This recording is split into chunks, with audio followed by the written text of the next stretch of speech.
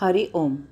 योगदास जय गणेश जोशी यांनी प्रवचनांमधून सांगितलेले कथामृत क्रमांक 36 असीम विश्वास. श्री केशवचंद्र नावाचे एक मोठे तर्कशास्त्राचे पंडित होते. एकदा ते भगवान श्री रामकृष्ण परमहंसांना तर्कशास्त्राने एकेका मुद्द्याचे खंडन करून परमात्मा अस्तित्वात कसा नाही ते समजावून देत होते, पटवून देत होते. श्री केशवचंद्रांचा एक एक नवीन मुद्दा सांगून झाला की भगवान श्री रामकृष्ण परमहंस मान डोलवत, हसत आणि आपल्या जाग्यावरून उठून ते श्री केशवचंद्रांकडे जात आणि त्यांना मोठ्या प्रेमाने आलिंगन देऊन पुन्हा आपल्या जागेवर येऊन बसत.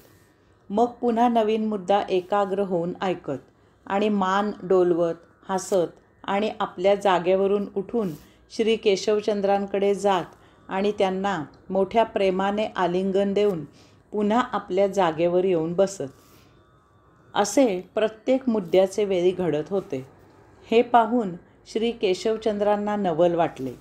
त्यांना अपेक्षा होती की भगवान श्री रामकृष्ण आपल्याशी वाद घालतील आणि ठामपणे सिद्ध करू पाहतील की परमात्मा आहे. मग आपण त्यांच्याशी पुन्हा युक्तिवाद करू. अशा प्रकारे वाद विवाद संवाद करून त्याचा मजा घेण्याचे श्री केशवचंद्रांच्या मनात होते. परंतु येथे तर भलतेच घडत होते. श्री केशवचंद्रांचा मुद्दा खोडून काढण्यापेक्षा भगवान श्री रामकृष्ण मान डोलावत, हसत आणि मोठ्या आनंदाने जाग्यावरून उठून त्यांची ऊरभेट घेत होते.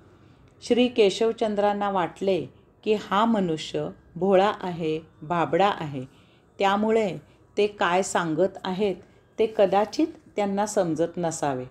म्हणून ते भगवान श्री रामकृष्णांना म्हणाले की मी काय सांगत आहे ते लक्षात येत आहे ना.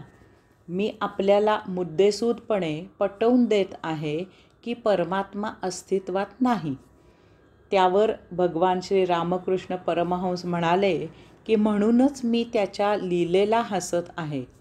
आपण इतक्या बुद्धिमत्तेने हे सर्व सांगत आहात की कोणाचीही त्याच्या अस्तित्वाबद्दल खात्री व्हावी, कारण त्याच्या अस्तित्वाशिवाय इतकी प्रखर आणि तीव्र बुद्धी आपल्यात येणार कोठून?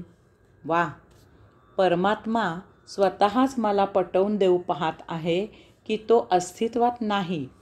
परंतु येथे तर उलटेच होत आहे. एक एक मुद्दा ऐकून तो अस्तित्वात असल्याचा पुरावा मिळून खात्री पटत आहे की तो नक्कीच आहे.